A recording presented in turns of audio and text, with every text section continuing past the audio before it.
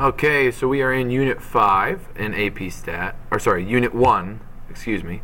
Unit 1 in AP Stat, but this is Chapter 5, and we're currently focusing in on some measures of center. And we kind of went over the mean already, and we're going over the median, and we're talking about how sometimes outliers can affect the measure of center is basically what we're going over.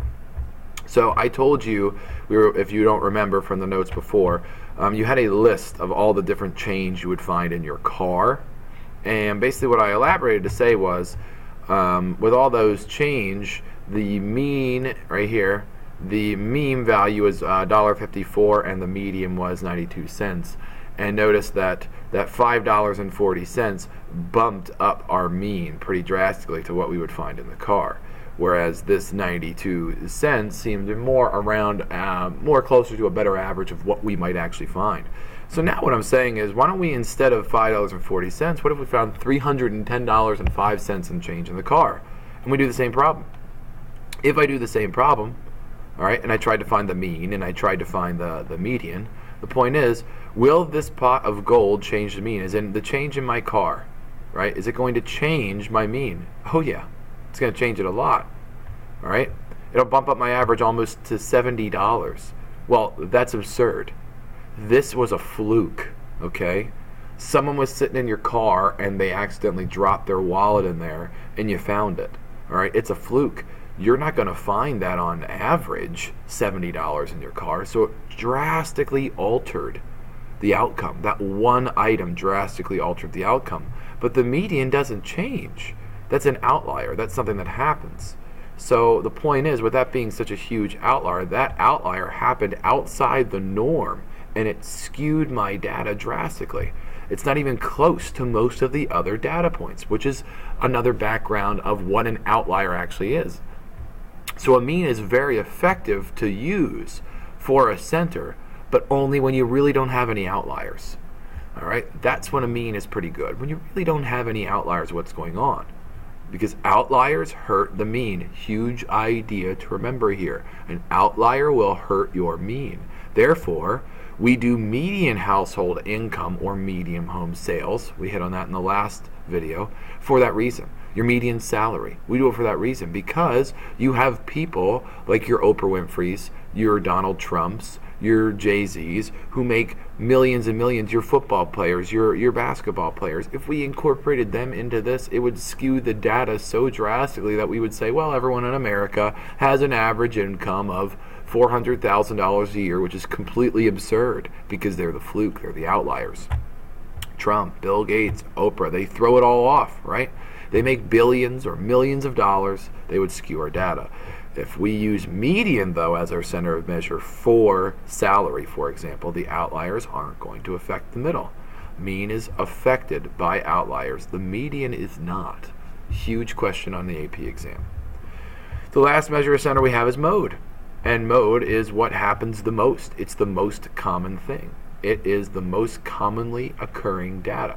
It can be a single modal, or as we call it, unimodal. All right? And if you have it, you could have something that's maybe bimodal, meaning there are two large humps of data that happen frequently. All right? But what it's basically saying is you can even have a multimodal data set, which means there are 3 or more different modes happening. You can have something that has no mode. The car example, none of them are the same. There's no mode, right? This just means no number is more frequent than any other than occurring. So the car example that I first gave you, that has no mode. They're all different, right? No mode, they're all different. What's the mode, right? Well, when you look at this, oh, excuse me, I was wrong. It does have 2 that are the same. 110 and 110. So in this case, it does. I thought they were all different, but they aren't. So in this example, there is a mode, 110. It happened twice. All right. What is the mode? Of this data set, I see 327s, I see 355s, and nope. So it's the same. 27 and 55 are the mode because it happens the same number of times twice. So last example, if we have this is just an example where you can see that they are all a little different. Does it have a mode? No.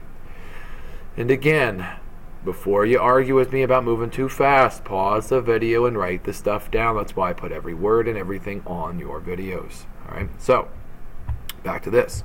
When there is no mode, this is called the empty set. All right, if you see a 0 with a line through it, that basically says that there is no answer whatsoever. So, next up, rounding rules for statistics. Number 1, always round something to 1 decimal place more than what they gave you. Always. All right? If they're not telling you what to round to, that is a statistical rule of thumb. If the numbers they give you have 2 decimal spots, then you round to 3.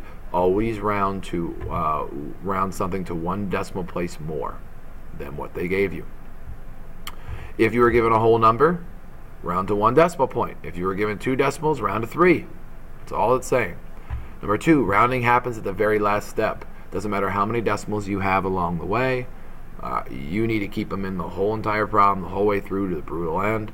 Because if we continue to round the entire way through the problem, at every step of the way, right, then we'll continue to form a bigger error as we go through the problem. Okay?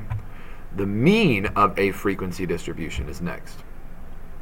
All right, so here's a data set, right? We have ages 21 through 30 and so on. I have the frequency right here, whole way down, as you can see, how many are in there. And then the class midpoint. Okay? So the class midpoint, 21 through 30, the middle. 31 through 40, the middle. All right, how are they getting that? Just kind of add it up and divide by 2. It's basically all they're doing, right? Think about it with all these. That is 51. 51 divided by 2, that's the exact middle of the class. Now, when we create a table, we know the ages, right? And we know the frequency, but we don't know the specific ages in each category, right? I don't know. There's 28 people in here, but I don't know. For all I know, there could be 27 of them that are 22 on the dot. I don't know. I don't know. I just know how many are in that range. Okay? We only know the frequency in the range, so we need to find the midpoint of the class, which we have in the table, by adding up the endpoints and dividing by 2. Okay? Next, be assured that the average age of the class midpoint of each is between the range given. So is this in there? That's basically what we're saying. Meaning, the class midpoint is 25.5. Is it between there? You bet. You just want to make sure that you didn't do some kind of bad, funky math quick and it didn't work out for you. Now, we're going to multiply the frequency by the average age of the class. All right, so here's what we're doing. Are you ready? I'm taking my frequency, all right, and I'm multiplying it by the class midpoint. That's all that I'm doing here. Frequency, class midpoint, I get these numbers. Frequency, class midpoint, I get these numbers down the side. All right, that's all that I did. So you can see where this is coming from. And next we're going to add up our totals. So I add that total up, the frequency times the class midpoint, and I get a total of roughly that. I also totaled the frequency down the side, just so you could see. So that's what we get. Now we can divide the totals to get the average of the frequency distribution. The point is, the sum of the frequency times that. We did that. That was right here. Frequency times distribution, and then the sum of that. That's what that states right here. Divided by the number of them that we have. Well, the number of frequencies, when I added them down, is 76. That was the total number of different frequencies that we have. That's why I'm dividing it by the 76. I get 35.76. All right. Now let's look at weighted grade. So what is this? This is what we're finding is our frequency distribution tables. We're going to see what exactly this number does. All right. What exactly does that number find for us? As in, what is that? Were we able to roughly find the middle? Is that what we did? All right. Were we able to roughly calculate a center for our data? Is that what we were able to do by doing that? So we're going to find out. So now let's look at weighted grades, for example, and see if we can kind of calculate this together. We're saying that we're weighting homework at 15% in the first test, the second test, the third test. This is basically what you're going to see in college.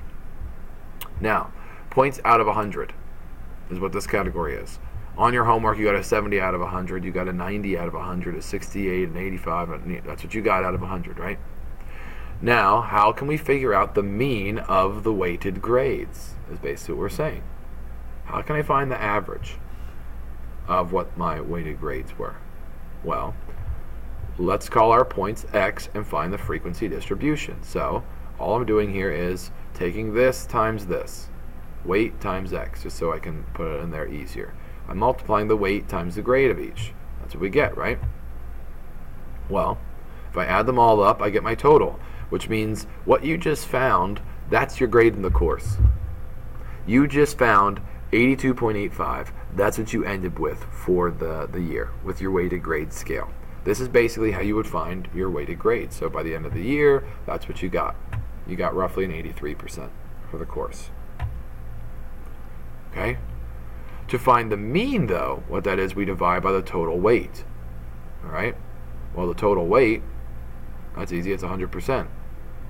So the sum of that's 100. So we would also find our grade by adding them up. So I would take them and basically just divide by the sum. Well, 100% is 1. If I divide by it, it's exactly what we would get. That's the point. You just found your average.